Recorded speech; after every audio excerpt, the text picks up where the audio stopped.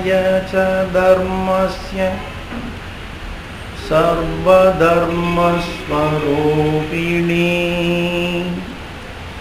अवतारवरिष्ठाय रामकृष्णाय ते नमः. அன்பின் வடிவாய் திகழ்பவளை அருளே இயல்பாய் கொண்டவளை இன்பம் யாவும் தருபவளை எவர்க்கும் அன்பை அருள்பவளை துன்பம் நீக்கி காப்பவளை தூய அன்னை சாரதையை என்றும் போற்றி தொழுதிடுவோம், எல்லா நலமும் எய்திடுவோம். அனைவருக்கும் வணக்கம். ஒவ்வொரு மனிதனும் தனக்கென்று ஒரு சொந்த லட்சியத்தை எடுத்துக்கொண்டு அதை அடைவதற்காக பாடுபட வேண்டும். அடைய முடியும் என்ற நம்பிக்கையே இல்லாத பிறரது லட்சியங்களை எடுத்துக்கொண்டு பாடுபடுவதை விட இது நிச்சயமாக வெற்றிக்கு வழிவகுக்கும். சுவாமிஜி கர்மயோக உரையிலே குறிப்பிட்டிருக்கிறார். லட்சியம் இல்லாத வாழ்க்கை இது வாழ்க்கையே அல்ல என்பது எல்லாருக்கும் தெரிந்ததுதான். மனித வாழ்க்கையிலே ஒரு குறிக்கோள் இருக்க வேண்டும், லட்சியம் இருக்க வேண்டும். ஆனால் எல்லாருக்கும் ஒரே மாதிரியான லட்சியம் என்று இருந்துவிட முடியாது. அவரவருடைய இயல்புக்கு ஏற்ற லட்சியத்தை அவரவர்களே தேர்வு செய்து கொள்ள வேண்டும். அந்த லட்சியத்தை அடைவதற்காக அவர்கள் பாடுபட வேண்டும். அதுதான் கர்மயோகம். அதை விடுத்து மற்றொருவரை பார்த்து அவர் அப்படிப்பட்ட உயர்ந்த லட்சியத்திற்காக உழைத்துக் கொண்டிருக்கின்றாரே, அதனால் அவர் எவ்வளவு உன்னதமான நிலையில் இருக்கின்றார், அதையே நாம் ஏன் பின்பற்றக்கூடாது என்று நினைத்து கொண்டு செயல்பட்டால் அதில் வெற்றி கிடைக்காது. அவர் வெற்றி கிடைக்காது என்று தெரிந்து கொண்டே மேலும் மேலும் முயற்சி செய்து கொண்டிருப்பது என்பது விழலுக்கு நீர் இறைப்பது போல ஆகிவிடும். அதனால ஒவ்வொரு மனிதனும் தனக்கென்று அமைந்திருக்கக்கூடிய சொந்த லட்சியத்தை எடுத்துக்கொண்டு அதை அடைவதற்காக பாடுபட வேண்டும். ஒரு நாள் அடைய முடியாது என்று தெரிந்து கொண்டும் அதற்காக உழைத்துக் கொண்டிருப்பது வீணானது. அடைய முடியும் என்ற நம்பிக்கை அணுவளவு இல்லாத போது அந்த லட்சியத்தை எடுத்துக்கொண்டு உழைப்பதை விட தன்னுடைய சொந்த லட்சியத்திற்காக உழைக்கும் போது வெற்றி நிச்சயமாகி விடுகிறது. இதை சொல்லிவிட்டு அதற்கு ஒரு எடுத்துக்காட்டும் சொல்லுகின்றார் சுவாமி. ஒரு சிறிய குழந்தையை அழைத்து 20 மைல் நடந்து போ என்று சொன்னால் என்ன ஆகும் என்று ஒரு கேள்வியை போட்டுக்கொண்டு சொல்லுகிறார். சின்ன குழந்தை 20 மைல் நடந்து போ அப்படின்னு சொன்னால் பெரும்பாலும் அந்த குழந்தை இறந்து போய்விடும். 1000ல் ஒரு குழந்தை தப்பி பிழைக்கலாம். அதுவும் எப்படி? தவழ்ந்து ஊர்ந்து களைத்து போய் அரைப்பிணமாக வந்து சேரும் என்று சுவாமி சொல்கிறார். அதுபோலத்தான் உலகில் பெரும்பாலாருடைய நிலை இருந்து கொண்டிருக்கிறது என்று சொல்கிறார். சிறு குழந்தை எப்படி 20 மைல் நடக்க முடியாதோ அதே போல சிறிய ஆற்றல் படைத்தவர்கள் பெரிய லட்சியங்களை ஏற்றுக்கொண்டு அதற்காக பாடுபடுவது சாத்தியமில்லை. லட்சியம் உயர்ந்ததாக இருக்கலாம், அதை அடைய வேண்டும் என்ற ஆர்வம் இருப்பதிலையும் தவறு கிடையாது. ஆனால் அதற்கான தகுதியை முதலில் வளர்த்து கொண்டு அதன் பிறகு அந்த லட்சியத்தை எடுத்துக்கொள்ள வேண்டுமே தவிர எடுத்த எடுப்பிலேயே பெரிய லட்சியத்தை எடுத்துக்கொண்டு சிரமப்பட வேண்டாம் என்று சொல்கிறார்.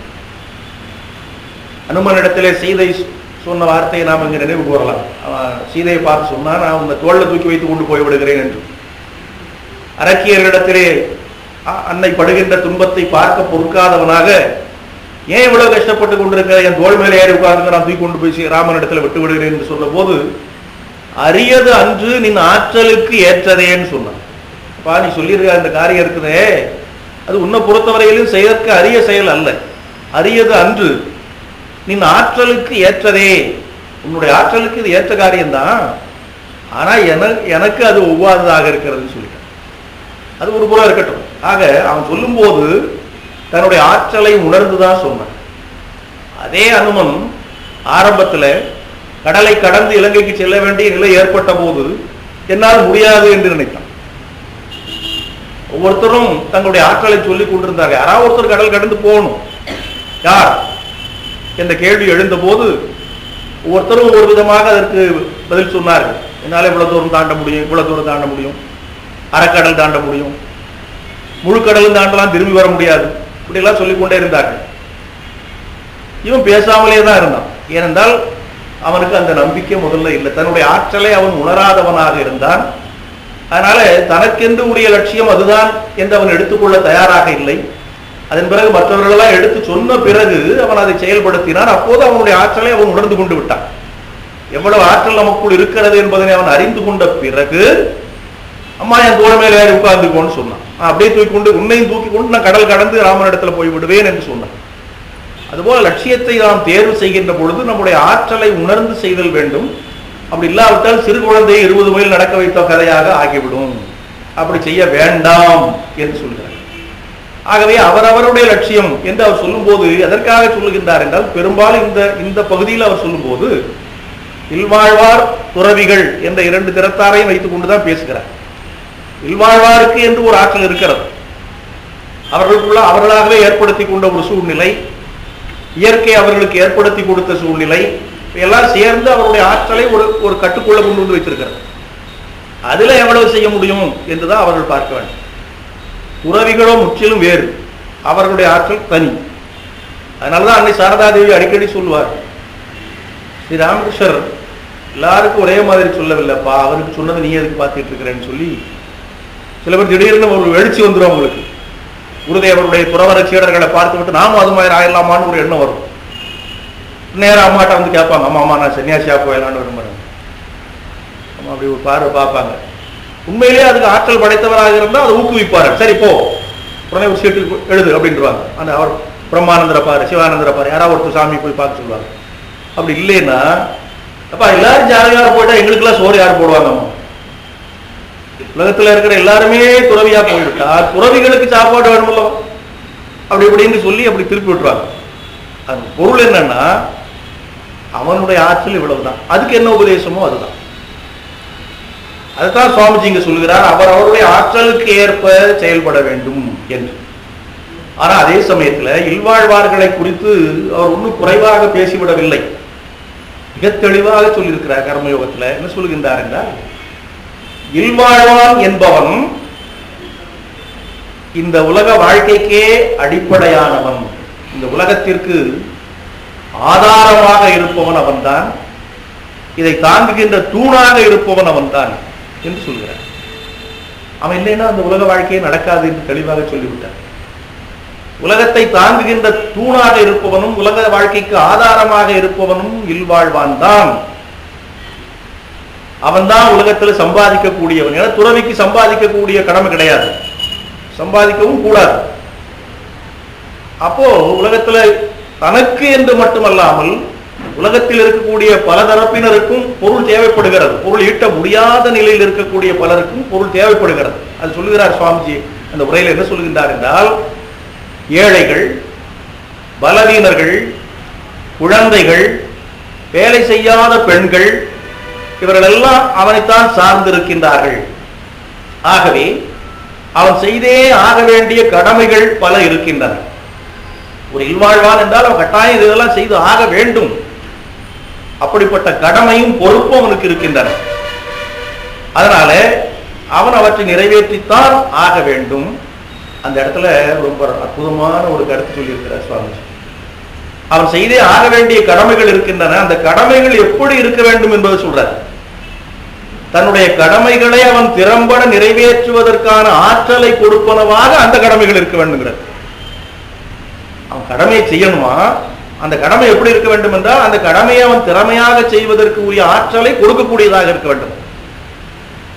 இது மேலிடந்த வாரியாக பார்த்தா கொஞ்சம் குழப்பம் மாதிரி இருக்கும். ஆனா யோசனை பண்ணி பார்த்தா அதனுடைய நுட்பமான பொருள் விளங்கும். அவன் அருளாலே அவன்தாள் வணங்கி அப்படிங்கிறத ஒப்பிட்டு பார்த்தா தெரிஞ்சு போயிடும். கடவுளினுடைய அருளை பெற வேண்டும் என்பதுதான் மனித வாழ்க்கையினுடைய குறிக்கோள்.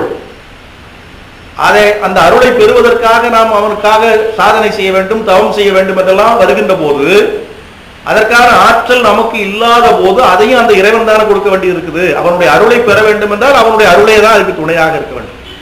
அவன் அருளாலே அவன் தாழ் வணங்க வேண்டியிருக்கிறார். தவமும் தவம் செய்வார்க்காகும் என்று வள்ளுவர் அர்த்தம் சொல்லியிருக்கிறார். ஒரு தவம் செய்ய வேண்டும் என்று போகிறான், பாதியில் திரும்பி வந்துடுறான். இன்னொரு தவம் செய்ய வேண்டும் என்ற எண்ணமே இல்லாமல் இருக்கிறது, சூழ்நிலை அவனை எடுத்து கொண்டு போய் உயர்ந்த நிலையில் கொண்டு போய் எடுத்து விடுது. அப்போ தவமும் தவமுடையாருக்கு ஆகும், அவம் அதனை அகுதிலார் மேற்கொள்வது. அந்த முன்னை தவம் இல்லாத போது தவம் செய்கின்றேன் என்று போனால் அது அவமாக முடியும் என்று சொல்லுகிறார். அதே போலதான் இங்க சுவாமிஜி சொல்கிறார், இல்வாழ்வான் செய்ய வேண்டிய கடமைகள் பல இருக்கின்றன. அந்த கடமைகள் எப்படிப்பட்ட கடமைகளாக அமைய வேண்டும் என்று சொன்னால், அவன் தன் கடமைகளை செய்வதற்கான ஆற்றலை கொடுக்கக்கூடிய இந்த கடமை செய்து செய்து ஆரம்பத்திலேயே சொன்னார் அல்லவா, அவனுடைய அந்த கேரக்டர், அந்த குணத்தை உருவாக்குவது என்று சொன்னார், முதலே சொல்லியிருக்கிறார், நாம் பார்த்திருக்கிறோம். அதுபோல தொடர்ந்து இந்த கடமை அவன் செய்து கொண்டே வருகிற போது ஆரம்பத்தில் கொஞ்சம் சிரமமாக கூட இருக்கலாம். ஆனால் ஒரு கட்டத்தில் மிக எளிதாகவும் மிகச் சிறப்பாகவும் அந்த கடமையை நிறைவேற்றக்கூடிய ஆற்றல் அவனுக்கு வந்துவிடும். அதற்கு உரிய கடமைகளை தேர்ந்தெடுத்துக் கொள்ள வேண்டும் என்று சொல்கிறார். முதலில் அவர் சொன்னது போல பிறர்க்குரிய கடமைகளை எடுத்துக்கொண்டு அதில் நாம் ஈடுபட்டால் இந்த மாதிரி ஆற்றல் வராது. தனக்குரிய கடமையை தானே தேர்வு செய்து கொண்டு அதற்காக உழைக்கின்ற பொழுது அந்த கடமையை மேலும் மேலும் சிறப்பாக செய்யக்கூடிய ஆற்றல் அமைந்துவிடும். இப்படி தெளிவாக அந்த கர்மயோகத்துல இல்வாழ்வாருடைய பங்கு என்னங்கிறத மிக தெளிவாக சொல்லியிருக்கிறார். இல்வாழ்வான் தான் இந்த உலக வாழ்வுக்கு மையமாக இருக்கின்றான். அதனாலே அவன் நல்ல காரியங்களுக்காக நல்ல வழியிலே பொருளை தேடுவதும் அந்த பொருளை செலவு செய்வதும் அவனுக்கு வழிபாடாகின்றன சொல்றார். எப்படி இல்வாழ்க்கையை வழிபாடா மாற்றார் பாரு. இல்வாழ்க்கையில் ஈடுபடுகிறது இன்னமும் வேண்டாம் வெறுப்பா ஈடுபடுவது அல்லது தலையெழுத்து ஈடுபடுகிறது, இப்படித்தான பல பேர் சொல்லி கொண்டிருக்கிறோம். அவர் அப்படி சொல்லலை. அந்த இல்லறத்தை நல்லறமாக நடத்துவது அது எப்போது எப்படி ஆகிறது என்றால் அதுவே வழிபாடாக ஆகிவிடுகிறது. மேலும் இன்னும் வலிமையாக சொல்றார், அதை விட உறுதிப்பட என்ன சொல்லுகின்றார் என்று சொன்னால், இறைவனை அடைய வேண்டும் என்கின்ற நோக்கத்தோடு காட்டிலே சென்று ஒரு குகையிலே அமர்ந்து கொண்டு கடுமையான தவத்தை செய்கின்றானே, அவன் செய்கின்ற செயலும் இந்த உலக வாழ்க்கையிலே இருந்து கொண்டு உலக நன்மைக்காக காரியங்களை செய்கின்றானே இல்வாழ்வான், இவன் செய்கின்ற செயலும் அடிப்படையில் ஒன்றுதான். அவன் கடவுளை அடைவதை தவிர வேற குறிக்கோளே இல்லை என்று தீர்மானம் பண்ணி கொண்டு காட்டுக்கு போய்விட்டான். உலக வாழ்க்கையில் அவனுக்கு எந்த பற்றும் கிடையாது, ஈடுபாடும் கிடையாது, பந்தமும் கிடையாது. குகையில போய் கண்ணை மூடிக்கொண்டு அப்படியே ஆழ்ந்து போய்விடுகிறான் தவத்துல. அது உயர்ந்த ஒரு நிலை என்று எல்லாருமே ஏற்றுக்கொள்கிறோம். அது நம்மளால முடியாது, அது வேற விஷயம். ஆனா அதுதான் உயர்ந்தது என்று எல்லாரும் ஏற்றுக்கொள்கிறோம். ஆனால் சுவாமிஜி என்ன சொல்லுகின்றார் என்றால், அது எவ்வளவு உயர்ந்ததோ அதே அளவிற்கு உயர்ந்தது குடும்ப வாழ்க்கையில் இருந்து கொண்டு அதற்கு உரிய கடமைகளை செய்வது.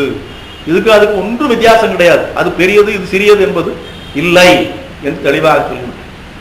அதை ஒட்டி இன்னும் ஒரு கருத்தை சொல்லுகின்றார்.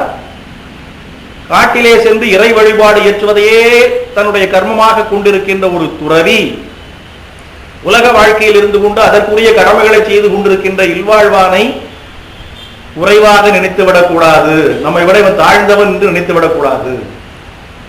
அதே மாதிரி இந்த இல்வாழ்வானும் துறவிகளை பார்த்து விட்டு இவர்கள் எதற்கும் பயனற்றவர்கள் என்று நினைத்து விடக்கூடாது.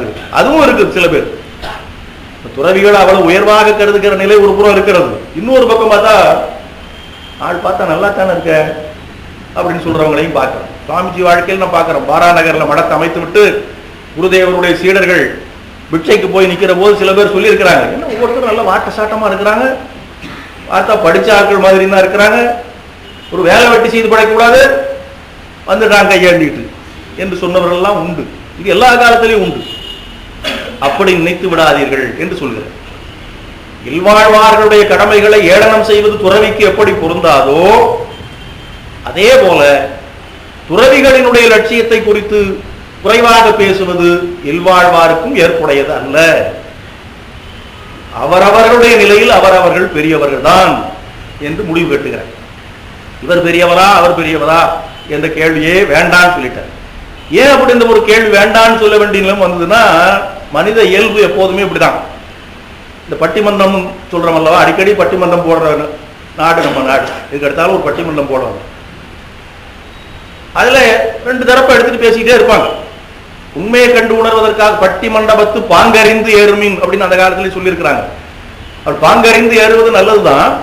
ஆனா காலப்போக்கில் அது எப்படி ஆகிவிட்டது என்று சொன்னால், ஏதாவது விவாதம் பண்ணிக்கொண்டே இருக்க வேண்டும், அதனுடைய குறிக்கோள் என்னங்கிறதே தெரியாம போய்விடும். அதனாலதான் தாய்மானவர் சொன்னார், கல்லாத பேர்களே நல்லவர்கள் நல்லவர்கள், கற்றும் அறிவு இல்லாத என் கர்மத்தை என் சொல்கேன், மதியை என் சொல்வேன், கைவல்ய ஞான நீதி நல்லோர் உரைக்கிலோ கர்மம் முக்கியம் என்று நாட்டுவேன். கர்மம் ஒருவன் நாட்டினாலோ பழைய ஞானம் முக்கியம் என்று நவிழுவேன்.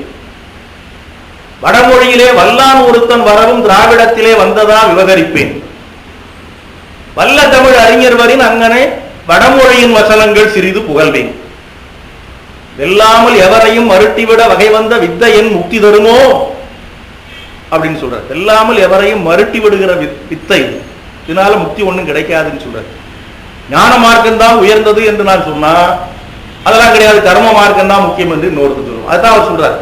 அவர் தம்மை வைத்துக் கொண்டே சொல்கிறார், கைவல்ய ஞான நீதி நல்லோர் உரைக்கிலோ கர்மம் முக்கியம் என்று நாட்டுவேன். என்னையா ஞானத்துல கண்டீங்க, கர்மம் தான் முக்கியம் அப்படின்னு சொல்லுவோம். சொல்லி முடிச்சுட்டு அவர் அந்த பக்கம் போனோன்னு இன்னொருத்தங்க வந்து ஆமா ஆமா கர்மம் தான் நல்லது அப்படின்னு சொன்னா, இல்ல இல்ல ஞானம் தான் முக்கியம் என்று நவிழுவேன். அப்ப உண்மையில கர்மம் முக்கியமா ஞானம் முக்கியமா அதை பற்றி இவருக்கு ஒண்ணும் கிடையாது. அவர் அதை சொன்னா இவர் இதை சொல்லணும், இவர் இதை சொன்னா அவர் அதை சொல்லணும், மாற்றி மாற்றி பேசும். இப்படி ஒரு இயல்பு மனிதர்களுக்கு வந்து விட்டது. அதே போல வடமொழியில தேர்ச்சி பெற்ற ஒருத்தர் வந்து அதுல அப்படிலாம் இருக்குது இப்படிலாம் இருக்குன்னு சொன்ன, என்னையா பெரிய வடமொழி எங்க தமிழ்ல இல்லாததா என்று தமிழ் மொழியில் இருக்கக்கூடிய சாஸ்திரங்களை எடுத்து விடுவேன். வல்ல தமிழ் அறிஞர் வரின், அதே மாதிரி தமிழில் தேர்ச்சி பெற்ற அறிஞர்கள் வந்து ஏதாவது சொன்னா வடமொழியின் வசனங்கள் அப்படி எடுத்து விடுவேன். இது வெல்லாமல் எவரையும் மறுட்டி விடக்கூடிய வித்தை அப்படின்னு சொல்றாரு. இது மனித இயல்பு, வாதம் பண்ணுவது. நம்ம பார்க்க சின்ன பையங்க இப்ப கூட பார்க்கலாம், அவங்களுக்கு யாருக்காவது அவன் இந்த சினிமா ரசிகர்களா இருப்பான், அவனுக்கு ஒரு நடிகை பிடிச்சவனா இருப்பான், இவனுக்கு ஒரு நடிகை பிடிச்சவனா, இதுதான் பெரியவான்னு வாதம் பண்ணிக்கிட்டு இருப்பான். கிரிக்கெட்ல ஆடும், அவன் தான் பெரிய பிளேயர், இவன் தான் பெரிய பிளேயர், அவனும் அடிக்க போறான் இவனும் அடிக்க போறான், நமக்கு என்ன அந்த மாதிரி இல்லை. ஏன்னா இதுல ஒரு ஆர்வம், இது எல்லா காலத்திலையும் எல்லா மனிதர்களிடத்திலையும் இருக்கக்கூடிய இயல்பு தான், வாதம் பண்ணுவது விவாதம் பண்ணுவது என்பது. அந்த வகையில பக்தி முக்கியமா ஞானம் முக்கியமா, உருவ வழிபாடு சிறந்ததா அருவ வழிபாடு சிறந்ததா, இப்படி இல்லாம வாதங்கள் பண்ணுவதை போல இல்லறம் சிறந்ததா துறவரம் சிறந்ததா என்கிற வாதமும் காலங்காலமாக நடந்து கொண்டுதான் வந்திருக்கிறது.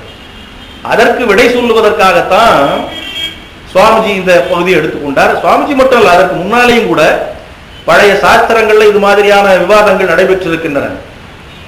தேவி பாகவதத்துல அதுக்காகவே எடுத்து பேசுகிறார். வியாசருக்கும் சுக பிரம்மத்துக்கும் நடந்த உரையாடல் என்று வைத்திருக்கிறார். வியாசரை பற்றி சில வருடங்களுக்கு முன்பு பார்த்தோம். அவர் அவ்வளவு பெரிய ஞானியாக இருந்தாலும் எப்படி ஆசைக்கு வசப்பட்டார் என்று சொன்னோம் அல்லவா. அதன் விளைவாக அவருக்கு இறைவன் ஒரு குழந்தையை கொடுத்து விட்டான். அந்த குழந்தை தான் சுகபிரம்மம்.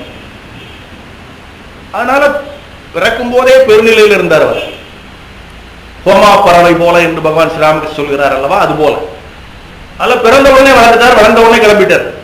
எங்க கிளம்பினாரு? சன்னியாசி, நான் தவம் பண்ண போறேன்ட்டு. இவர் பிடிச்சி எடுத்து கொஞ்சம் நிறுத்தி வச்சு உபநயனம் பண்ணி வைத்தாரு. கொஞ்ச நாள் இருடான்னு சொல்லி அப்புறம் கொஞ்ச நாள் குருகுல வாசத்துக்கு அனுப்பினாரு. சரி, அப்பாவுக்காக எல்லாம் பண்ணாரு. எல்லாம் முடிஞ்சு இப்ப போறான்னு கிளம்பினாரு. எங்கடா போற? குருகுலம் முடிஞ்ச உடனே கல்யாணம் பண்ணணும்.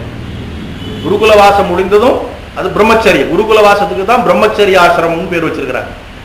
பிரம்மச்சரியத்துக்கு அடுத்தது கிரகஸ்த வாழ்க்கையை மேற்கொள்ள வேண்டும் அல்லவா, திருமணம் செய்ய வேண்டும் அப்படின்னு. அதெல்லாம் நம்மகிட்ட ஆகாது தர, திருமணமாவது வாழ்க்கையாகும் ஒண்ணும் கிடையாது. ஆத்ம தத்துவத்தை ஆராய்ந்து விட்ட பிறகு ஒரு மனிதன் இந்த பந்தத்திலே எப்படி போய் சிக்கிக் கொள்ள முடியும்? நீங்கள் சொல்லுவது போல நான் இல்வாழ்க்கை என்று சொல்லப்படக்கூடிய அந்த பந்தத்தில் மாட்டிக்கொள்ள ஆயத்தமாக இல்லை என்றால் நான் ஆன்மா என்பதை உணர்ந்திருக்கின்றேன். இந்த ஆன்மாவுக்கு எந்த பந்தமும் கிடையாது. ஆனால் நீங்கள் என்ன போய் பந்தத்திலே மாட்டி விடுவதற்கு முயற்சி செய்கிறீர்கள், அதனால திருமணம் செய்து கொள்ள மாட்டேன் என்று சொன்னார் அந்த சுகபிரம்மன். அப்படி பிரமித்து போய் இந்த கதையெல்லாம் இந்த வியாசரே எழுதி வச்சிருக்கிறாரு. அதுதான் அவர் அவர்கிட்டே சொல்றாரு. ஆனா அவரால் அதை பின்பற்ற முடியவில்லை. இவர் பின்பற்றினார். இவர் இயல்பாகவே அதை ஏற்றுக்கொண்டு விட்டார். அதனால இல்வாழ்க்கையில ஈடுபடுவதற்கு நான் தயாராக இல்லை. மனித பிறவி என்பதே முக்தி அடைவதற்கு என்று சான்றோர்கள் சொல்லியிருக்கின்றார்கள். அந்த முக்திக்கு இடையூறாக இருப்பதுதான் பந்தம். முக்தி என்பது என்ன? பந்தம் அறுவது, பற்றுவது பந்தம், அப்பற்றறுதல் வீடு, அவ்வளவுதான். அதனால பந்தத்தில் இருக்க நான் தயாராக இல்லை, முக்தியை நாடி சென்று கொண்டிருக்கிறேன். பெறுவதற்கரிய இந்த பிறவியை நான் பெற்றுவிட்ட பிறகு முக்தி அடைவதற்கான முயற்சியிலே ஈடுபடாமல் பந்தத்தில் கிடந்து உழந்து கொண்டிருப்பதற்கு நான் தயாராக இல்லை என்று சொன்னார். இல்லப்பா அப்படிலாம் கிடையாது, எவ்வளவு பெரிய ஞானிகள், வசிஷ்டரை பாரு எவ்வளவு பெரிய ஞானி, அவரே என் வாழ்க்கையில் இருக்கு இல்லையா, அப்படி இருக்கிற போது நீ ஏன் அப்படி சொல்ற? அது மட்டுமல்ல, இந்த பந்தம் பந்தம் என்று சொல்கிறாயே, அது ஒன்றும் வீட்டிலான வருவது கிடையாது, மனத்திலிருந்து வருவதுதான் சொன்னார்.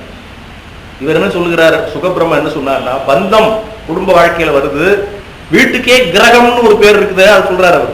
வீடு ஏன் கிரகம் என்று சொல்லப்படுகிறதுனா, மனிதனை கிரகித்து விடுவது, அது கிரகித்துக் கொள்ளுகிறார். ஒரு மனிதன் எங்க போனாலும் அவன் ஞாபகம் போறா வீட்டுல தான் இருக்கும். ஒரு 6000 மைலுக்கு அப்பால போய் ஏதாவது வேலை பண்ணிட்டு இருப்பான், ஆனா மனசுக்குள்ள ஓடிக்கிட்டே இருக்கும், மணி என்ன 5 ஆகி போச்சா, இந்த பசங்கள்லாம் வந்திருப்பானுங்களே ஸ்கூல் விட்டு, என்ன பண்ணிட்டு இருக்கான்னு தெரியலையே. வீடு கிரகிக்கிறது அவனை. இப்படி கிரகிப்பதனால் தான் அதற்கு கிரகம் என்றே பேரு. இப்படி அது கிரகித்து இழுத்து இழுத்து இழுத்து என்ன கீழே கொண்டு போயிடும், மேம் அதுல மாற்ற தயாரா இல்லைங்கிறார் அவர். அதுக்கு அவர் சொல்றாரு, ஒண்ணு கிரகிப்பதனால அவர் கிரகம் கிடையாது, உன் மனசுதானா காரணம்னு அவர் சொல்றாரு. அது உண்மைதான், அவர் சொல்றது தத்துவம் எல்லாம் சரிதான், ஆனா சொல்லுகிற நோக்கம் தான் வேற. அர்ஜுனன் கிருஷ்ணர் இடத்துல பேசினா நல்லவா, அது போல நீ பேசுவது ஞானிகளுடைய உரையாகத்தான் இருக்குப்பா, ஆனா உன்னுடைய செயலை பார்த்தா அப்படி இல்லைன்னாரு. போர் செய்து அதனால வரக்கூடிய அழிவை சம்பாதித்துக் கொண்டு அதனால ஒரு நாட்டை சம்பாதிக்கணுமாப்பா கிருஷ்ணா, அதனால வேண்டாம்.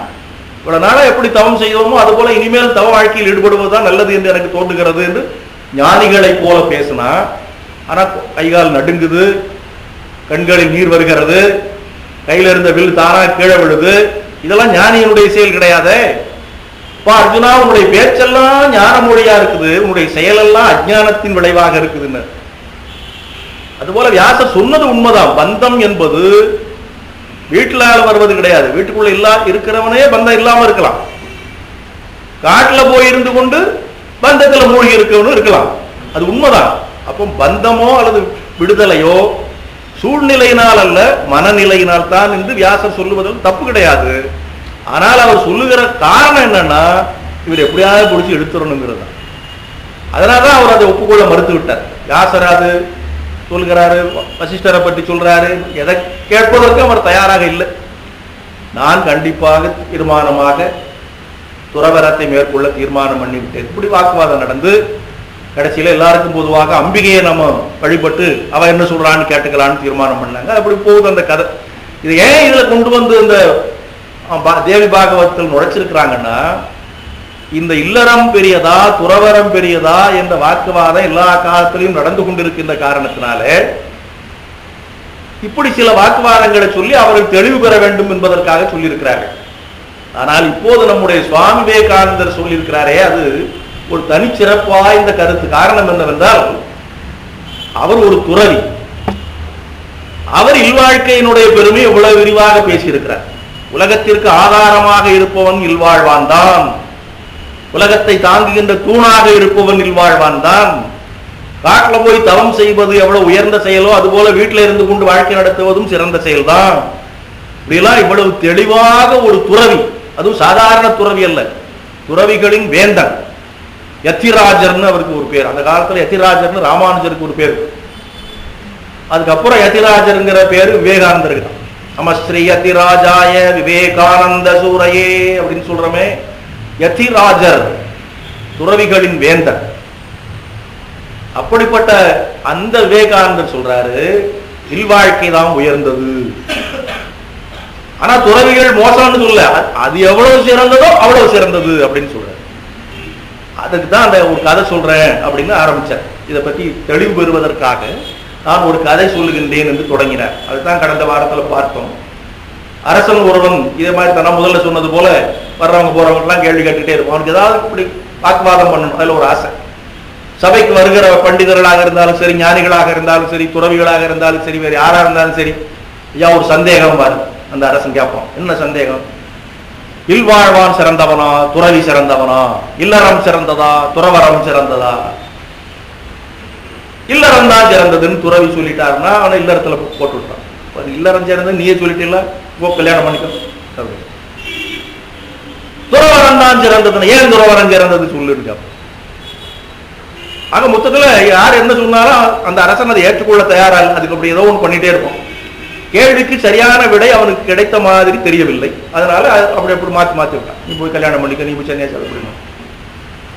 ஆனா யோசனை பண்ணி பார்க்கின்ற பொழுது அவனும் நிறைய படிச்சவன் தான், அவன் படிக்காதவன் எல்லாம் இல்ல, அவனுக்கும் இதெல்லாம் தெரிந்துதான் இருக்கும். அரண் எனப்பட்டதே இல்வாழ்க்கைன்னு ஒரு இடத்துல சொல்றார் வள்ளுவர். அரண் அறம் என்று சொல்லக்கூடியது எது என்றால் இல்வாழ்க்கை தான். அரண் என்னப்பட்டதேன்னு அடிச்சிட்டார். ஏ அப்படின்னா அதை தவிர ஒண்ணு இல்லையாங்கிற மாதிரி, அவனே தாயா பண்ணா இத அப்படின்னு சொல்றமா அது மாதிரி. அரண் எனப்பட்டதே இல்வாழ்க்கை. அதே வள்ளுவர் இன்னொரு இடத்துல என்ன சொல்றாரு? துறந்தார் பெருமை துணை கூறின் வையத்து இறந்தாரை எண்ணிக்கொண்டற்று. துறவிகளினுடைய பெருமை எவ்வளவு என்று சொல்லணும் நாம் யோசனை பண்ணி பார்த்தால், இந்த உலகத்துல இதுவரைக்கும் பிறந்து பிறந்து இறந்து போனவர்கள் இருக்கிறார்களே, அவர்கள் எத்தனை பேர்னு கணக்கெடுக்கிற மாதிரினர். இந்த உலகத்துல எத்தனை பேர் பிறந்து எத்தனை பேர் இறந்தார்கள் என்று யாரால் கணக்கு போட முடியும்? வையத்து இறந்தாரை எண்ணிக்கொண்டற்று. அது எப்படி முடியாதோ அதுபோல துறந்தார்களுடைய பெருமையையும் நம்மால முழுமையாக புரிந்து கொள்ள முடியாது. அதே வள்ளுவர் தான் சொல்றது. அரண் எனப்பட்டதே இல்வாழ்க்கை என்று சொன்ன அந்த வள்ளுவர் துறந்தார் பெருமையை நினைத்து பார்த்தா அவர் இறந்தாரை எண்ணிக்கொண்டற்றுன்னு சொல்லிட்டார். அப்ப இது ரெண்டுல எது பெரியதுன்னு அவரே தெளிவா சொல்லல. இந்த பக்கம் பார்த்தா இது பெருசுங்கிறாரு, அந்த பக்கம் பார்த்தா அது பெருசுங்கிறார். அதுதான் சுவாமி சொல்றார், ரெண்டும் சரிதான், ரெண்டுமே உயர்ந்ததுதான். இந்த அரசனும் இதெல்லாம் படிக்காம இருந்தவன் அல்ல, படித்தவன் தான். படித்தாலும் அவனுக்கு ஒரு ஆராய்ச்சி மனப்பான்மை நல்லதுதான். ஆராய்ந்து பார்ப்பதில் ஒன்றும் தப்பு கிடையாது. எதுவா இருந்தாலும் ஆராய்ந்து ஒரு முடிவுக்கு வருவது என்பது மிகச் சிறந்த ஒரு நிலைதான். அந்த அரசனுக்கு அந்த ஆராய்ந்து கொண்டே இருந்தால் முடிவுக்கு வர முடியல. கடைசியாக ஒரு துறவி வந்தார், அவரிடத்துல இந்த கேள்வி கேட்டான். அவர் சொன்னார், அப்பா, அவரவருடைய நிலையில் அவரவர் பெரியவர் தான், தத்தம் நிலையில் தாம் தாம் பெரியவரே. இல்லறத்தை சிறப்பாக ஒருவன் செய்தால் அவன் உயர்ந்தவன் தான், துறவரத்தை சிறப்பாக ஒருவன் மேற்கொண்டால் அவனும் அதே மாதிரி உயர்ந்தவன் தான். இன்னையா இது நல்லா இல்லையா? கேட்கறது நல்லாவா இருக்குது? ஒரு வாதம் பண்ணா அதுல இதுதான் சொல்லணும் அல்லவா தெளிவா. அதை விட்டுட்டு அதுவும் சரிதான் இதுவும் சரிதான் அப்படின்னு சொல்ற மாதிரி இருக்குது. என்னன்னு கேட்டேன். இல்லப்பா, நீங்க நான் சொல்றது உண்மைதான், வேணுமான நீ என் கூட வா, நீயே அது தெரிந்து கொள்வதற்கு நான் ஒரு ஏற்பாடு பண்றேன். சரி, அப்படிதான் பண்ணலாம்னு கிளம்பணும். ரெண்டு பேரும் கிளம்புனாங்க. இந்த ஊரை விட்டு அடுத்த ஊரை, அடுத்த ஊரை விட்டு அடுத்த நாடு, இப்படி ரொம்ப தூரம் போயிட்டாங்க. வேற ஒரு நாட்டினுடைய தலைநகரத்தை அடைந்து அந்த ஊரா பார்த்துட்டு இருக்கிறாங்க. அங்க ஒரே திருவிழா கோலம். இங்க பார்த்தாலும் தோரணம் கட்டி இருக்கிறாங்க. ஒரு பக்கம் நாட்டியம் நடக்குது, ஒரு பக்கம் இசை நிகழ்ச்சி நடக்கிறது. இன்னையா அந்த ஊர்ல என்ன விசேஷம்னு கேட்டாங்க. ஏதாவது பண்டிகையா? இந்த நாட்டு இளவரசிக்கு சுயம்பரம், அதனால மக்கள் எல்லாரும் கொண்டாடுறாங்க. அந்த காலத்துல அரச ஆட்சி முறை தானே, அதனால ஒரு அரசன் என்றால் எல்லா மக்களும் அதில் ஆர்வமா இருப்பாங்க. அரசன் வீட்டில் நடைபெறுகிற விசேஷத்தை எல்லாருமே கொண்டாடுவாங்க. அது மாதிரி நம்ம நாட்டு இளவரசிக்கு சுயம்பரம் அப்படின்னா அவங்க வீட்டில் உள்ள பெண்களுக்கு திருமணம் மாதிரி அவ்வளவு ஏற்பாடு பண்ணிட்டு இருக்கிறாங்க. அவ்வளவு மகிழ்ச்சி, ஆனந்தம், எல்லார் வீட்லையும் விருந்து. அப்படியா, சரி சரி போய் பார்க்கலாம் என்று அரண்மனைக்கு போனாங்க. அங்கே அதே மாதிரி இங்கே எவ்வளவு அலங்காரம்னா அரண்மனை கேட்கணுமா? பிரம்மாண்டமான ஒரு மண்டபம், அதுல நல்ல ஏகப்பட்ட அலங்கார தோரணங்கள், நிறைய கூட்டம். அந்த கூட்டத்தில் ஒரு ஓரமா இவர்கள் ரெண்டு பேரும் நின்றுட்டாங்க. நிறைய இளவரசர்கள் வந்திருக்கிறாங்க, வரிசை வரிசையா நின்றுட்டு இருக்கிறாங்க. அவங்களும் நல்லா அலங்காரம் பண்ணிட்டு வந்திருக்கிறாங்க. அவங்களே சில பேர் கூட ஆட்களை கூட்டிட்டு வந்திருக்கிறாங்க, தங்களுடைய பெருமையை எடுத்து சொல்வதற்கு. இந்த நாட்டு இளவரசர் இவர் இதுல எல்லாம் வல்லவர், நிறைய படித்தவர், வில் வித்தையில வல்லவர், வாழ்வீச்சில் வல்லவர், அப்படி இப்படின்லாம் சொல்லி, ஆகவே இவரை நீ மணந்து கொள்ளலாம் அப்படின்னு சொல்றது போல. அதே மாதிரி அந்த இளவரசிக்கும் ஒரு தோழி கூட வருவா. அவங்க ஏற்கனவே அவங்களுடைய அந்த இதெல்லாம் கொடுத்துருப்பாங்க. இப்பெல்லாம் சொல்றாங்களா பயோடேட்டான்னு சொல்றாங்க, அது மாதிரி அப்போ இருக்கும். அதை வச்சுக்கிட்டு இவர் இந்த நாட்டு இளவரசர், இவர் இதுல சிறந்தவர், அவர் அதுல சிறந்தவர். இந்த காலத்துல ஒரு பழைய பாட்டுல வச்சு, மன்னவர் புலம்பாரம்மா, இதில் மங்கை உன் மனம் கவர்ந்த மன்னவர் யாரம்மா அப்படின்னு தோழி காப்பாடு. இப்படியே பார்த்துட்டே போவ. யார் மேலே ஒரு ஈடுபாடு வந்துட்டா உடனே மாலையை போடலாம். அது யார் எவருங்கெல்லாம் கேள்விக்கிட அந்த பெண்ணுடைய தந்தை கூட கேட்க மாட்டார். அந்த நாட்டு ராஜா இருக்காரு, ஏன் இவனுக்கு மாலை போட்டெல்லாம் கேட்க மாட்டார். சில பெண்கள் நல்ல அழகான மணமகனை பார்த்து ஆசைப்பட்டு போடுவாங்க. சில பேர் அவனுடைய கல்வி திறமையை கேள்விப்பட்டு போடுவாங்க, வீரத்தை கேள்விப்பட்டு போடுவாங்க. ஏதோ ஒரு வகையில அந்த பெண்ணுக்கு அந்த ஒரு குறிப்பிட்ட இளவரசன் மேலேயோ அல்லது அரசன் மேலேயோ ஈடுபாடு வந்து விட்டா மாலையை போட்டா கல்யாணம் தான். இதுதான் சுயம்பரம். இது நம்ம நாட்டில் அந்த காலத்தில் இப்படிதான் நடந்து வந்திருக்கிறது. சில சமயங்கள் அந்த போட்டி வேற வைப்பாங்க சில பேர். இந்த திரௌபதி சுயம்பரத்தெல்லாம் நம்ம பார்க்குறோம். மேலே ஒரு இது அப்படியே சுற்றிக்கிட்டே இருக்கும், கீழே ஒரு இது நீர்நிலை மாதிரி இருக்கும், அதனுடைய நிழல் இதில் தெரியும், இதை பார்த்துக்கிட்டு அதை அடிக்கணும், அதுவும் சுற்றிட்டு வேற இருக்கும். இவன் இங்கே பார்க்கும்போது ஒரு இடத்துல இருக்கும், இவன் வில்ல அப்படி வளைக்கணும், அது கூட நகர்ந்து போயிடும். அது எவ்வளவு தூரம் நகரும் என்று கணக்கு போட்டு அடிக்கணும். அது மாதிரிலாம் போட்டிகள் வைக்கிறது உண்டு. சீதை சுயம்பரத்தில் அப்படித்தான் இந்த வில்ல யார் எடுத்து நானே ஏற்றுகிறாரோ அவருக்கு தான் சீதை அப்படின்னு சொல்லிட்டாங்க அப்படின்னு பார்க்குற ராமாயணத்தில். தனியா பேர் வந்து பார்த்துட்டு தொடக்கூட முடியல, அந்த கையில் எடுக்கவே முடியல, அப்புறம் நானே ஏற்றுகிறது எங்கேன்ட்டு போயிட்டாங்க. அப்பேற்பட்ட வில்ல தான் ராமர் எடுத்தார். எடுத்தது கண்டார், விற்றது கேட்டார்னு. நான் கூட ஏற்றுறதுக்கு தேவையில்லாத அப்படி எடுக்கிற மாதிரி தான் பார்த்தாங்கன்னா டாமார்னு உடஞ்சு போச்சு. இவனுக்கு தான் சீதைன்னு ஜனகர் சொல்லிட்டாருன்னு பார்க்க. அதை வைத்துக் கொண்டு ஒருத்தர் வேடிக்கை பண்ணார். ஒருத்தராலையும் பக்கத்துல போய் கூட தொட முடியல, இவர் எப்படி இதை எடுத்து உடைச்சிட்டாருன்னு ஒருத்தர் கேட்டாங்க. அதுக்கு பதில் சொன்னார் அவரு, அது ஒண்ணும் இல்லை, ஜனகர் தெரியாதனமா இந்த மாதிரி ஒரு பந்தயத்தை வச்சுட்டாரு. ஆனா நம்முடைய சீதையை மணந்து கொள்ளுகிறவன் பெரிய மாவீரனாக இருக்கணும்னு ஆசைப்பட்டு சொல்லிட்டாரு. அப்புறம் பார்த்தா நான் ஒருத்தராலையும் ஒன்றும் பண்ண முடியல. அவள் தொடவே முடியாத போது எடுத்து நிறுத்துறது நினைக்கிறதெல்லாம் முடியாது. நாளாக நாளாக ஒருத்தரும் வரவே இல்லை, நம்மளால முடியாது, இதை ஒருத்தராலையும் செய்ய முடியாதுன்னு தீர்மானமாகி போச்சு. சீதைக்கு வேற வயசாகிட்டே போகுது. எவ்வளவு நாளைக்கு தான் முன்ன கட்டி கொடுக்காம வச்சிருக்கிறதுன்னு ஜனகருக்கு கவலை ஏற்பட்டு அவரே உடைச்சி வச்சுட்டார். அதை ஒருத்தருக்கும் தெரியாம அந்த நேரம் பார்த்து இந்த ராமர் வந்து கையை வச்சாரு, உடஞ்சி போச்சு. இப்படி இந்த வேடிக்கையாக சொல்லுகிறவர்களும் உண்டு. மொத்தத்தில் ஏதோ ஒரு வகையில ஒரு சுயம்பரம் நடக்கும்.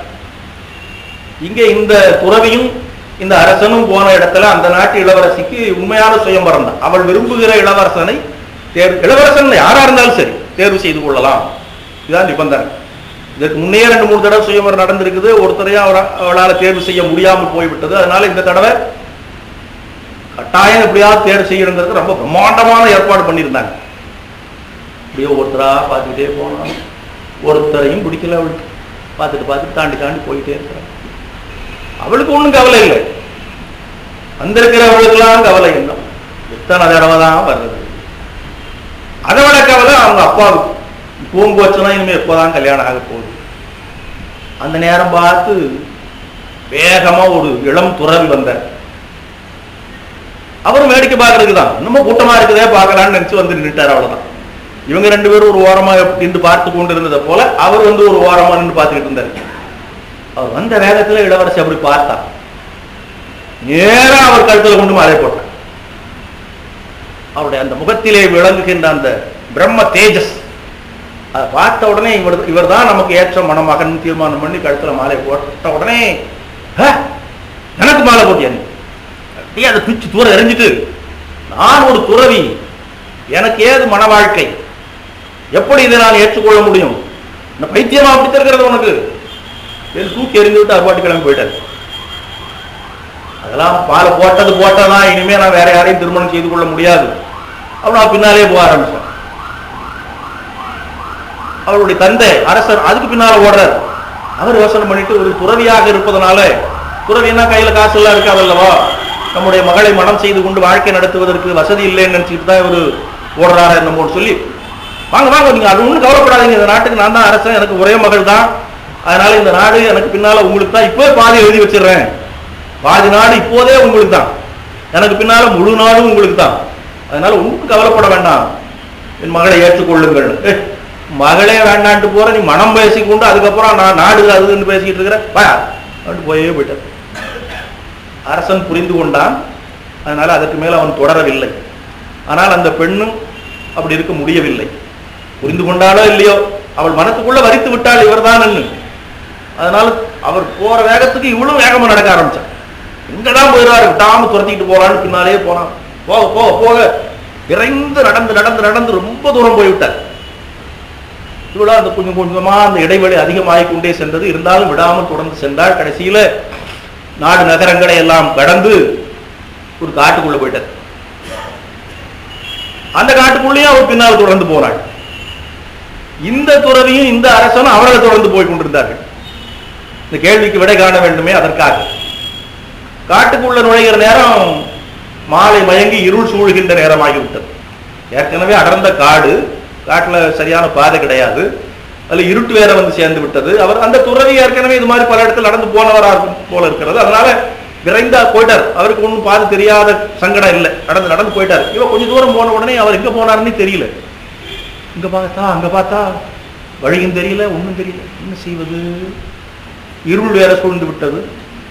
அப்படியே திகைத்து போய் நின்று கொண்டிருந்தாள். அப்ப இவங்க ரெண்டு பேரும் பின்னால வந்தாங்க. என்னம்மா அப்படின்னாங்க.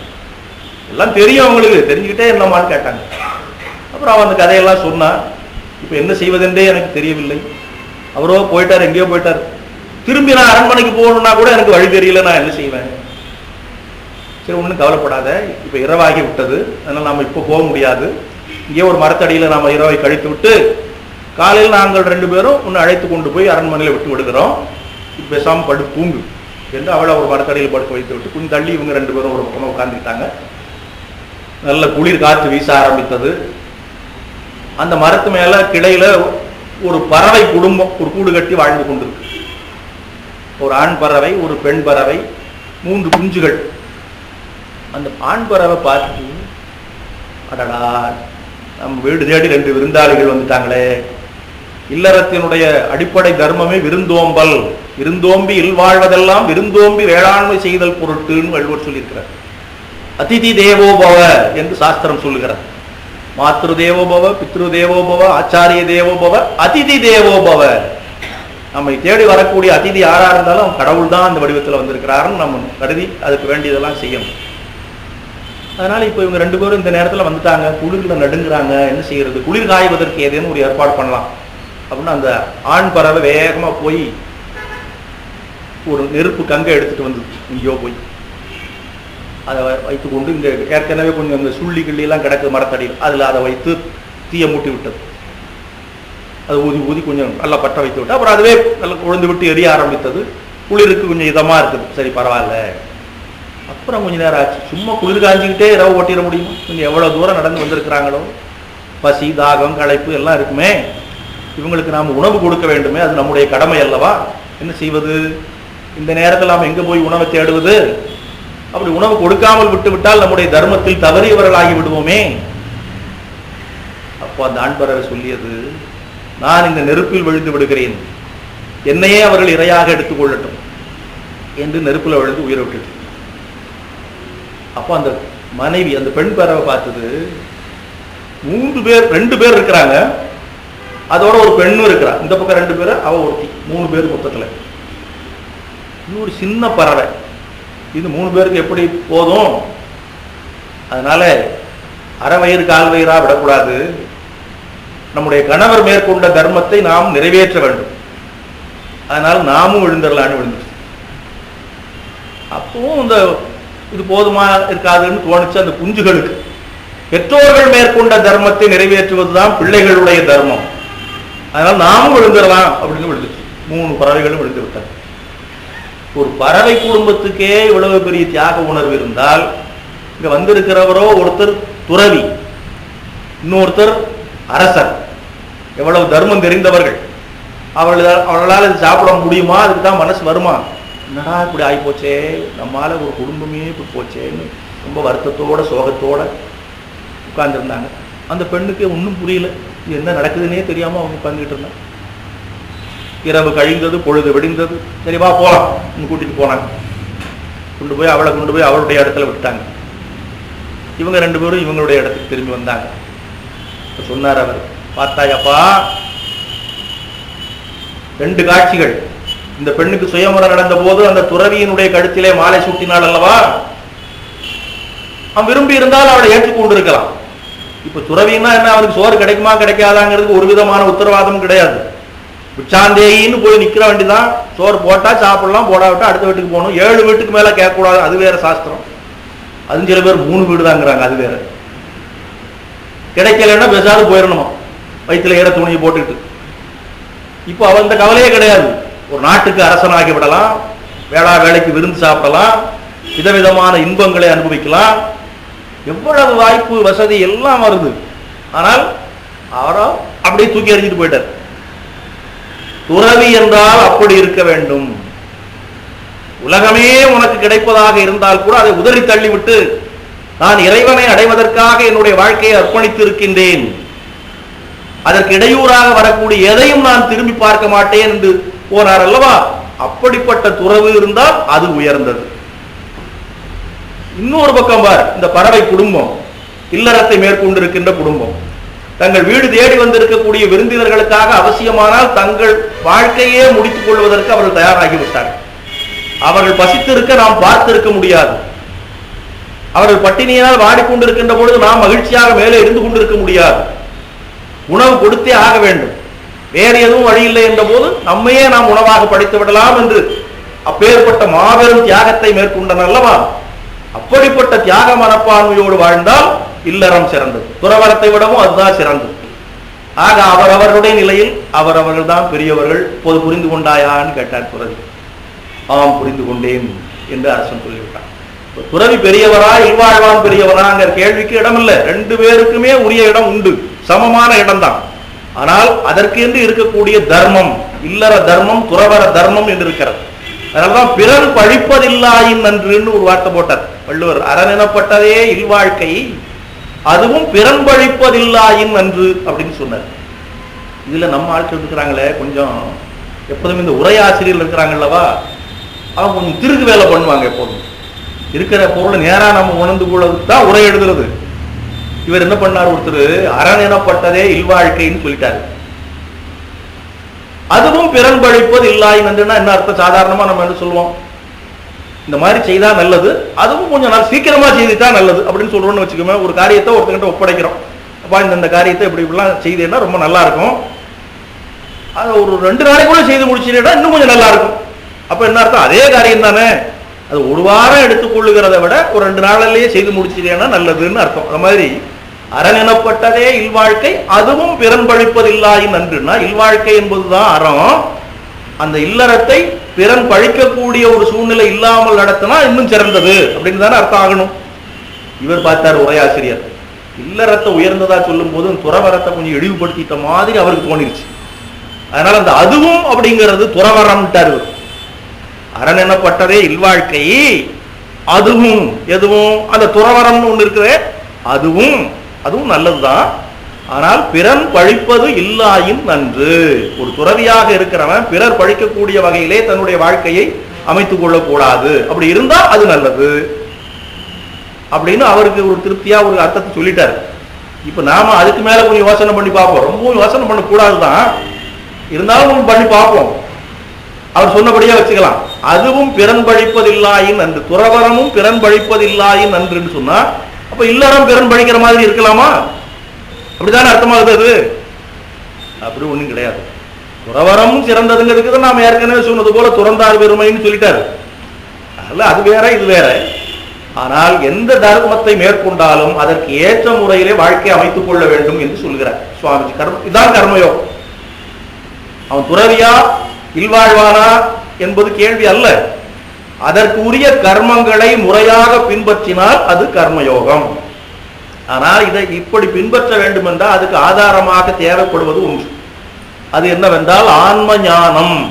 ஒரு துறவியாக இருக்கக்கூடியவன் இந்த நாடு வேண்டாம், இந்த பெண் வேண்டாம், அதனால வரக்கூடிய சுகபோகம் எதுவுமே வேண்டாம் என்று சொல்லக்கூடிய ஒரு மன திண்மை எங்கிருந்து வரும்?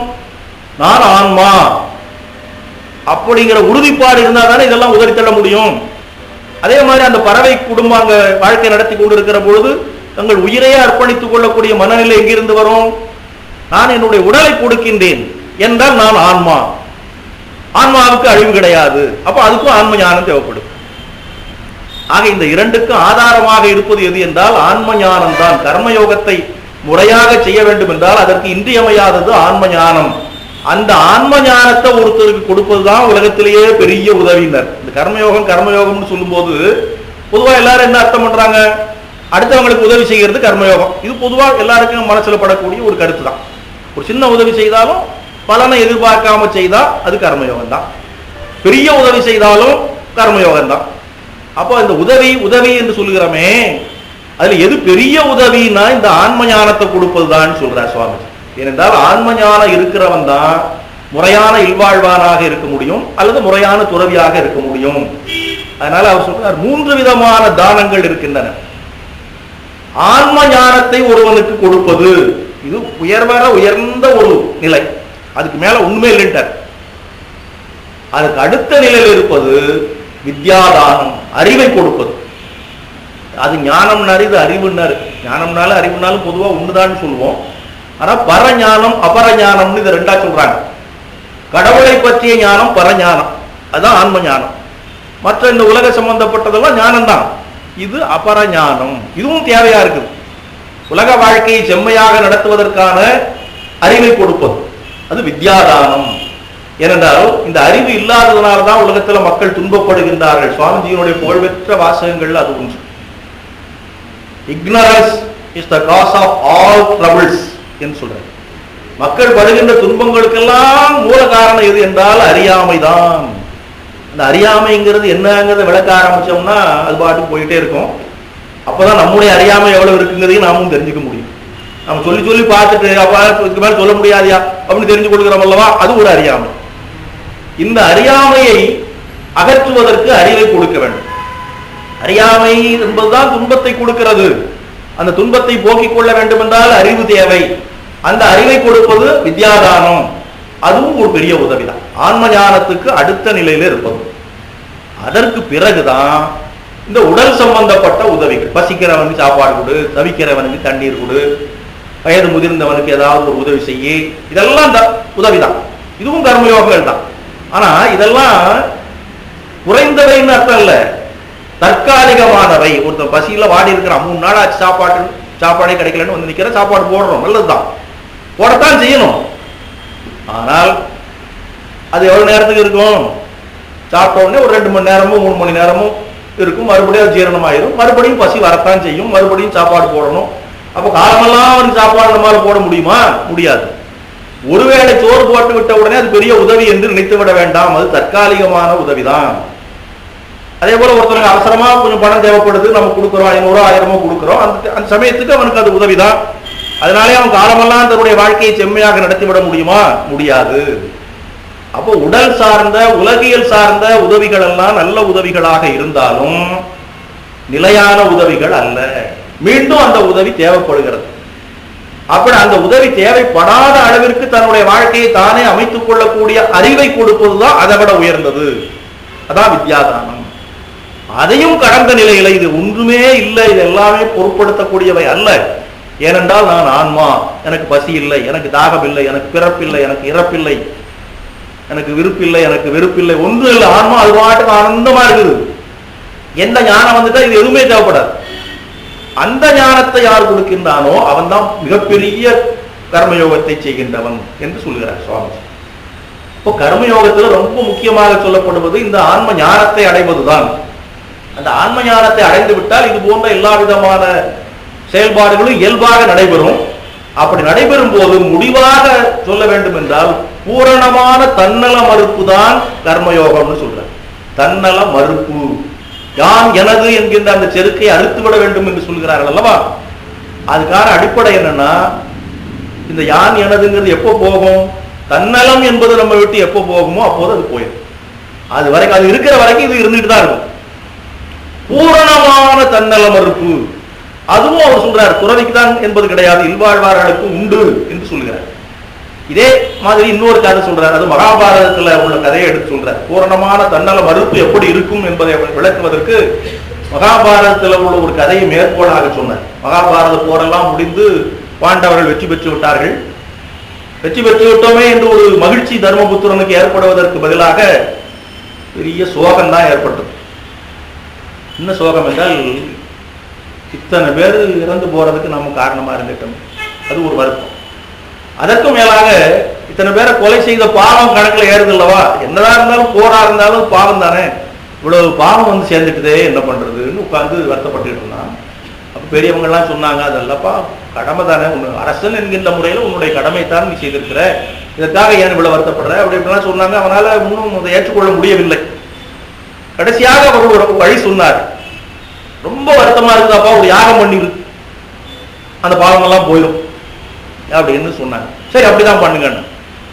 எவ்வளவு சிறப்பா செய்ய முடியுமோ, எவ்வளவு நிறைவாக செய்ய முடியுமோ அந்த அளவுக்கு பண்ணுங்க. எவ்வளவு செலவானாலும் பரவாயில்ல, ஒரு குறையும் இருக்கக்கூடாது. அவ்வளவு பிரம்மாண்டமான ஒரு யாகத்தை பண்ணிருங்க, இந்த பாவமெல்லாம் அதோடு தொலைந்து போட்டோம்.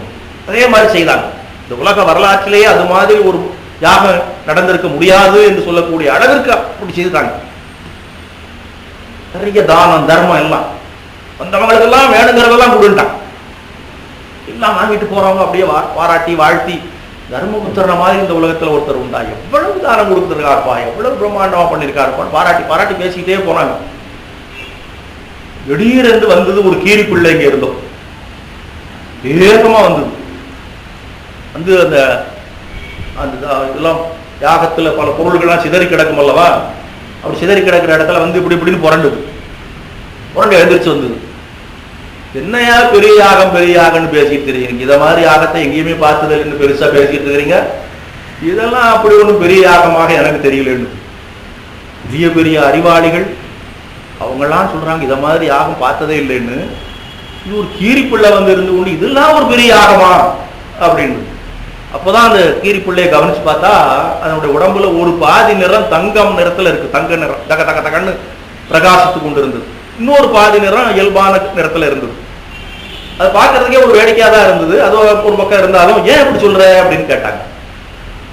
ஏன் அப்படி சொல்றேன்னா ஒரு காரணம் இருக்குது. என்ன காரணம், அதுதான் சொல்ல பார்க்கலாம்.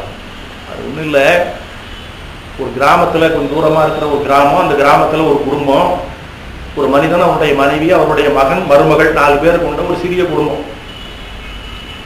அவங்களுக்கு நிலையான வருமானம் ஒன்றும் கிடையாது. அந்தனர் குடும்பத்தை சேர்ந்தவங்க வேதம் ஓடுவாங்க, யாருக்காவது சொல்லிக் கொடுப்பாங்க, அவங்க ஏதாவது தட்சணை கொடுத்தா அது சாப்பிடுவாங்க. சில நாளைக்கு கிடைக்கும், சில நாளைக்கு கிடைக்காது. ஒன்றும் கிடைக்காத போது அவர் பெரியவர் இருக்கிறாரு, அவர் அப்படியே காட்டில் போய் அதாவது இயற்கையாக கீழே விழுந்து கிடக்கக்கூடிய தானியமோ ஏதாவது இருந்தால் அதை எடுத்து கொண்டாந்து மனைவிட்ட கொடுப்பாரு. அந்த அம்மா அதை சமைச்சு கொடுப்பாங்க. அது எவ்வளோ குறைவாக இருந்தாலும் அது 4 பேரும் பங்கிட்டு சாப்பிட்டுக்குவாங்க. கிடைக்காவிட்டாலும் பேசாமல் இருப்பாங்க. இப்படி வாழ்ந்து கொண்டிருந்தார்கள். ஒரு சமயம் தொடர்ந்து பல நாட்களுக்கு பட்டினி கிடக்கும்படியாக ஏற்பட்டு விட்டது. அப்புறம் ஒரு நாள் கொஞ்சம் ஏதோ கொஞ்சம் மாவு கிடைச்சது, கோதுமை மாவு கொஞ்சம் அவருக்கு கிடைத்தது பெரியவருக்கு. அதை கொண்டு வந்து மனைவிட்ட கொடுத்தாரு.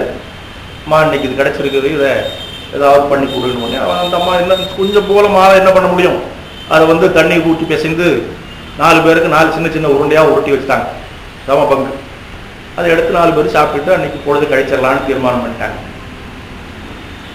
கடவுள் பிரம்மார்ப்பணம் பண்ணிட்டு அதை எடுத்து சாப்பிட போகிற நேரத்தில் டொக் டொக்குன்னு கதவை தட்டுற சத்தம் கேட்டு. பெரிய கதவு ஒன்றும் கிடையாது, தட்டினா அதே விழுந்துரும். குடிசை மாதிரியான ஒரு சின்ன வீடு தான். இருந்தாலும் முறையாக கேட்டுட்டு வரணும்னு ஒருத்தர் தட்டினாரு. யாருன்னு பார்த்தாங்க. அங்கே ஒரு பெரியவர், இவரோட பெரியவர், அப்படியே நடுங்கிட்டு நின்னாரு. வாங்க வாங்க வாங்க, என்ன என்ன சாப்பிட்டு 15 நாள் ஆச்சு, ஏதாவது இருந்தால் பரவாயில்ல. இவங்க சாப்பிட்டு ஒரு 5-6 நாள் தான் இருக்குது. அவர் அதை விட கொஞ்சம் பெரியவருங்கிறத அதுலேயும் காட்டிட்டார். ஏதாவது சாப்பாடு வேணும். நல்ல நேரத்துக்கு வந்தீங்கய்யா, நல்ல நேரத்துக்கு வந்தீங்க. இந்த நேரத்தில் வந்தேன்னு சொல்லலை. ஏன்னா இன்னும் 2 நிமிஷம் ஆச்சு இருந்தேன்னா சாப்பாடு தீர்ந்து போயிருக்கும். அதுக்கு முன்னால் நீங்கள் வந்துட்டீங்களவா, வாங்க வாங்க சொல்லி அந்த பெரியவர் இதை சாப்பிடுங்க, என்னுடைய பங்கை நான் உங்களுக்கு கொடுக்குறேன், சாப்பிட்டு பசியாறி கொள்ளுங்க என்று கொடுத்தான். சாப்பிட்டாரு. சாப்பிட்ட உடனே இதை நீ கொடுக்காமலே இருந்திருக்கலாம் பாடினாரு.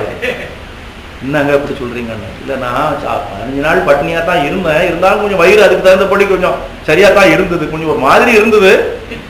இப்போ இதை போட்ட உடனே தான் அந்த அடங்கி இருந்த பசியெல்லாம் இப்போ மேலே வந்துடுச்சு. சாப்பிடாம இருந்திருந்தா கூட கொஞ்சம் பரவாயில்ல போல இருக்குது. என்ன பண்றது இப்போ? அந்த அம்மா பார்த்தாங்க. சரி சரி, என்னுடைய பங்கையும் கொடுக்குற, நீங்க சாப்பிடுங்க. இருந்தால் சக தர்மிணி, மனைவிக்கு நம்ம நாட்டில் ஒரு பேரு சக தர்மிணின்னு வச்சிருக்கிறாங்க. கணவன் செய்கின்ற அந்த தர்மத்திலே சகாவாக இருப்பவள் சக தர்மிணி. அதனால இதையும் கொடுக்குற, இதையும் சாப்பிட்டுங்கன்னு கொடுத்தாங்க. இன்னும் பசி கொஞ்சம் அதிகமாக தான் ஆகுதுன்னாரு. பையன் பார்த்தான், என் பங்கையும் சாப்பிட வேண்டும். இன்னும் அடங்கலே அப்பா, நான் என்ன பண்ணுவேன். மருமகளும் தன்னுடைய பங்கையும் கொடுத்துட்டான், சாப்பிட்டாரு. இப்போ கொஞ்சம் பரவாயில்ல, பரவாயில்லையானாலும் அங்கே இருக்கிறது அவ்வளோதானே. இன்னும் அடங்கலைன்னா என்ன பண்ண, உற்பத்தியாக பண்ணி கொடுக்க முடியும். சரி சரி பரவாயில்லன்ட்டு அவர் பாட்டு போயிட்டார். அன்று இரவே 4 பேரும் இறந்து போயிட்டாங்க. ஏற்கனவே பல நாள் பட்டினி, அப்புறம் என்ன பண்ண முடியும், 4 பேர் கதையும் முடிஞ்சு போச்சு. இப்ப அவங்க சொர்க்கத்துக்கு போனாங்க, அந்த கதை அதெல்லாம் வேற ஒரு பக்கம் இருக்குது. சுவாமிஜி அதெல்லாம் சொல்ல தயாராகல. அது சொர்க்கத்துக்கு போனாங்களா அதுக்காக பண்ணாங்களாங்கிற விஷயத்துக்கே அவர் வரல. 4 பேரும் வந்து இறந்து போய்விட்டார்கள். தற்செயலா நான் அந்த பக்கம் போனேன். இந்த கீழ்ப்புள்ள சொல்லு,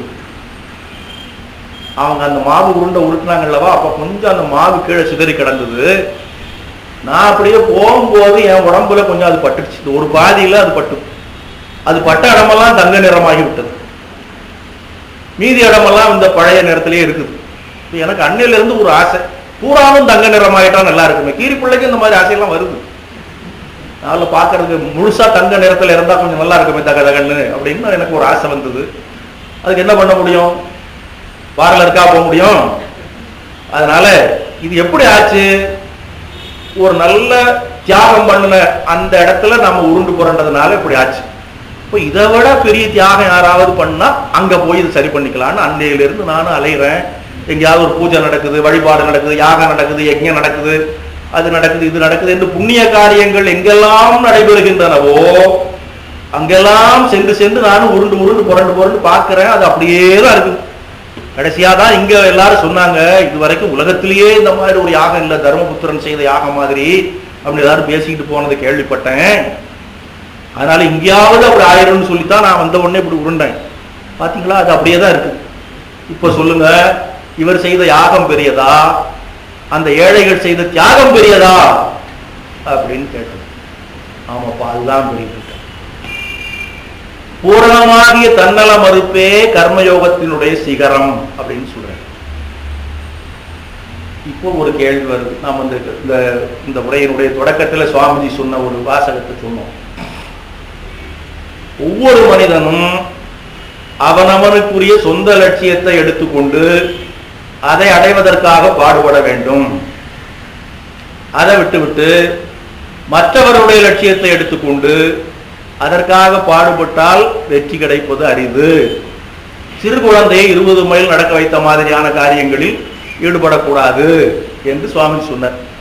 இப்ப நம்ம யோசனை பண்ணி பார்த்த போது அந்த துறவிகளை விட்டுலாம், ஏன்னா அவங்க துறவிகள், அது மாதிரி நாம ஒரு நாள் ஆக போறது இல்லை. இந்த இல்வாழ்வார்கள் எப்படி இருக்கணும்னு சொன்னபோது ஒரு பறவை குடும்பத்தை சொன்னாரு, இந்த மனித குடும்பத்தை சொன்னாரு. இதெல்லாம் உண்மையிலேயே நம்ம எல்லாரும் செய்ய முடியுமா? ஏதோ நம்மகிட்ட இருக்கிறத கொடுக்கலாம். ஒரு 100 ரூபா நம்மகிட்ட இருக்குதா, ஒருத்தர் கஷ்டப்பட்டு கேட்கறானோ ஒரு 10 ரூபா கொடுக்கலாம். இது நம்மளால முடியும். அது மாதிரி ஒரு அளவுகோல் நம்ம வச்சிருக்கிறோம். அதை விட்டு விட்டு மற்றவர்களுக்காக நம்முடைய வாழ்க்கையே தியாகம் பண்ணுவது என்பது ஒரு உயர்ந்த லட்சியம் என்பது நம்முடைய அறிவுக்கு தெரியும். அதன்படி இருந்தால் நன்றாக இருக்கும் என்பதும் மனசுக்கு படுகிறது. அதே சமயத்துல நாம ஒரு குழந்தை மாதிரி தானே இருக்கிறோம். நம்ம போய் 20 மைல் நடக்க சொல்றாரே இந்த சுவாமிஜி, அப்ப என்ன ஆகுங்கிறதையும் அவரே சொல்லிட்டாரே என்ற எண்ணம் வரத்தானே செய்யும். அப்போ அதுக்கு ஒரு வழி வேண்டும் அல்லவா? அதற்கு நாம் பகவான் ஸ்ரீ ராமகிருஷ்ணருடைய அமுத மொழிகளிலே தான் விடை காண வேண்டும். சுவாமிஜி சொன்னது அப்படியே ஒரு பக்கம் இருக்கட்டும்.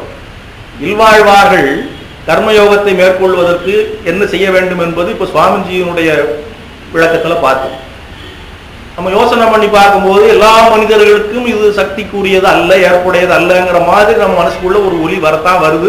அதை நம்ம தவிர்க்கவும் முடியாது. அப்போ அதுக்கு ஒரு வழி இருக்கணும் அல்லவா? அது என்ன வழி என்பதை மகேந்திரநாத் குப்தா கேட்டார் ஸ்ரீ ராமகிருஷ்ண இடத்துல, இல்லறத்தில் வாழ்வது எப்படி என்று. அதற்கு அவர் என்ன விடை கூறினார் என்பதனை நாம் அடுத்த வாரத்தில் பார்ப்போம். மார்ச் மாதம் கடைசியில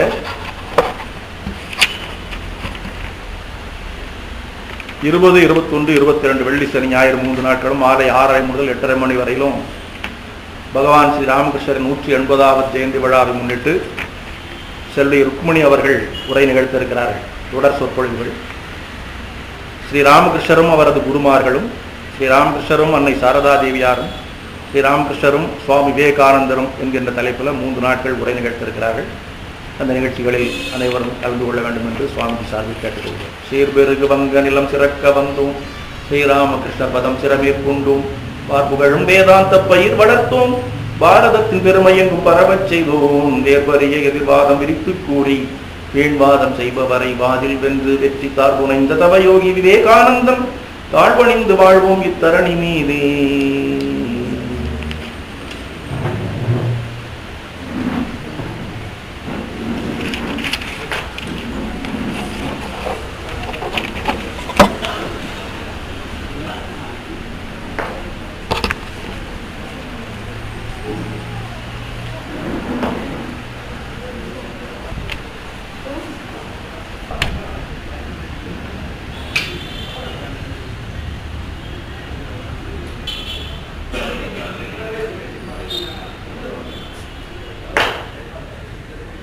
நன்றி.